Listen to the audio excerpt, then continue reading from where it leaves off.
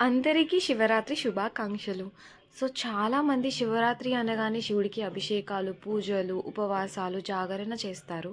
కానీ ఎంతమందికి కరెక్ట్‌గా దాని అర్థం తెలుసు శివరాత్రి అంటే ఏంటి? జాగరణ అంటే ఏంటి అని? శివరాత్రి అంటే శివపార్వతుల కళ్యాణం. జాగరణ అంటే వాళ్ళిద్దరిని ఆరాధించటం. చాలా టెంపుల్స్‌లో శివుడు సెపరేట్‌గా, దేవి సెపరేట్‌గా ఉంటారు కానీ, ఈ అర్ధనారీశ్వర టెంపుల్‌లో ఇద్దరూ కలిసి మనకు దర్శనమిస్తారు. ఒక వైఫ్ అండ్ హస్బెండ్ రిలేషన్‌షిప్ ఎంత స్ట్రాంగ్ అండ్ పవర్‌ఫుల్ ఉంటుంది అని చెప్పగలిగే ఏకైక టెంపుల్ మన హైదరాబాద్‌లో ఉన్న అర్ధనారీశ్వర స్వామి టెంపులే. అనగనగా మేము అర్థం కాని ఇద్దరు భార్యాభర్తలం. మండపం లేని మనస్సులో మంగళసూత్రం పడని పెళ్లి మాది. వేద మంత్రాలు లేని వేదిక మీద పాటే మంత్రమైన మనువు మాది.